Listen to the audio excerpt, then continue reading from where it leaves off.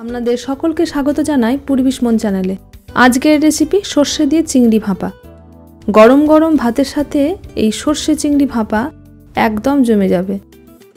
এই পুরো রেসিপিটা জানতে হলে প্রথম থেকে শেষ পর্যন্ত সঙ্গে থাকবেন। তবে চলুন রেসিপিটা দেখে নেওয়া যাক।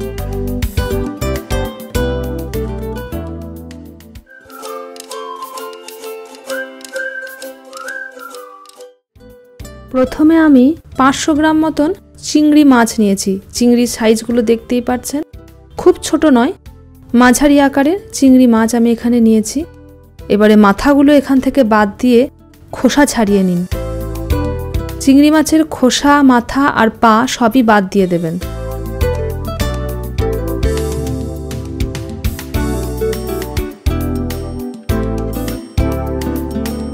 এরকম আরও অনেক নতুন নতুন রেসিপি জানতে হলে অনুরোধ রইল চ্যানেলটিকে সাবস্ক্রাইব করবেন এবং ভালো লাগলে আপনার প্রিয়জনদের সঙ্গে শেয়ার করতে ভুলবেন না।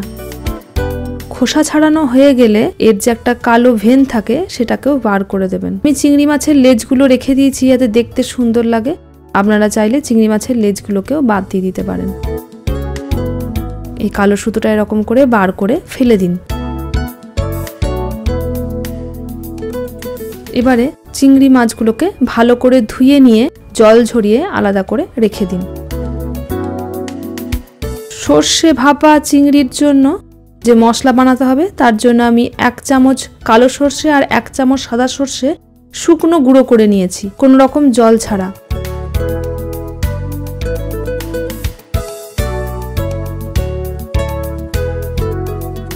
এবারে 30 গ্রাম মতন ছোট ছোট কুচনো নারকেল আমি নিয়েছি, যার কালো অংশটা আমি বাদ দিয়ে দিয়েছি। এর মধ্যে ঢেলে নিন। এবারে 2টো কাঁচা লঙ্কা নিয়ে নিন।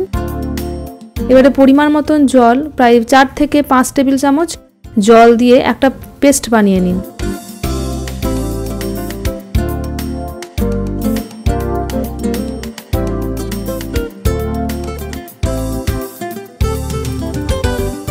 এবারে যে পেস্টটা বানানো হয়েছে সেটা এর মধ্যে ঢেলে দিন আর টক দই 60 গ্রাম মতন এর সাথে যোগ করুন। এক্ষেত্রে জল ঝরানো টক দইয়ের ব্যবহার করবেন।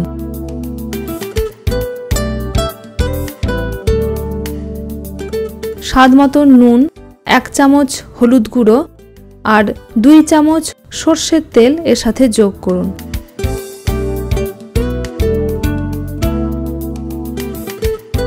এবারে এটাকে ভালো করে মাখিয়ে নিন।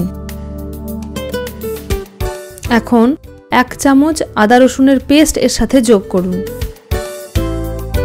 এটাকে ভালো করে মাখিয়ে নিয়ে একটা স্টিলের বাটির মধ্যে মিশ্রণটিকে ঢেলে দিন। আপনারা চাইলে স্টিলের টিফিন বক্সও ইউজ করতে পারেন। আমার কাছে স্টিলের বাটি ছিল, আমি এটাই ব্যবহার করেছি। এবারে মিশ্রণের ওপরে 2টো চেরানো লঙ্কা এবং ওপরে 1 চামচ সর্ষের তেল ঢেলে দিন। এবারে এর সাথে কুচানো ধনেপাতা 1 চামচ যোগ করুন। এবারে বাটির ওপরটা একটা অ্যালুমিনিয়াম ফয়েল দিয়ে ভালো করে মুড়ে দিন। এবারে একটা